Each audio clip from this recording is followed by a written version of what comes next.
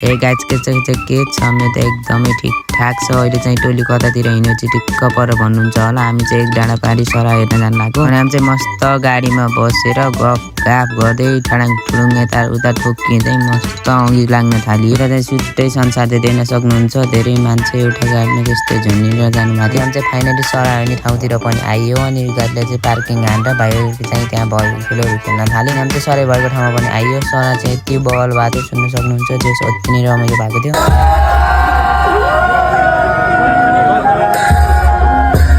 मेलामा आएर जेरी नखाइकन फर्किनु त कुरै भएन होइन र गाइजहरू। अनि हामीले चाहिँ आफ्नो स्वास्थ्यलाई ख्याल गर्दै कलर बिनाको जेरी किन्न थालियो। माथि डाँडामा आएर तल भएको सराईको आनन्द लिँदै हेर्दै मजासँग जेरी निकाली उरी सबैजना गुवाम खान थाल्यो। जस अति नै मिठो थियो। अनि भाइले खेलाउन किन्नुहुन्न भनेर खेलाउन पाइने ठाउँमा आएर भाइलाई चाहिँ बन्दुक मन परायो अनि बन्दुक किनियो। अनि हामी चाहिँ मेलामा प्याउला पाकेको काँक्रा देखियो अनि हामीले चाहिँ घोडा 3वटा जति काँक्रा लियो अचार खानको लागि। अनि मालिक अफिस पार्कको साइडमा रहेको मन्दिरमा गएर दर्शन गरियो। नेताको पिस पार्कको भ्यू देख्न सक्नुहुन्छ। एकदम बवाल थियो। खेल्ने ठाउँहरू पनि थियो। मान्छेले टन्न हुनुहुन्थ्यो। जे होस् मान्छेले चाहिँ पिस पार्कको मजा देख्दै हुनुहुन्थ्यो। अनि हामी चाहिँ मेलामा नआएको टिमलाई चाहिँ जेरीले देख्थ्यौँ। जेरी खाँदै मिठो छ भन्दै चाहिँ खाना कालोले चाहिँ थ्याङ्क्स फर वाचिङ। हस् त टाटा बाइ।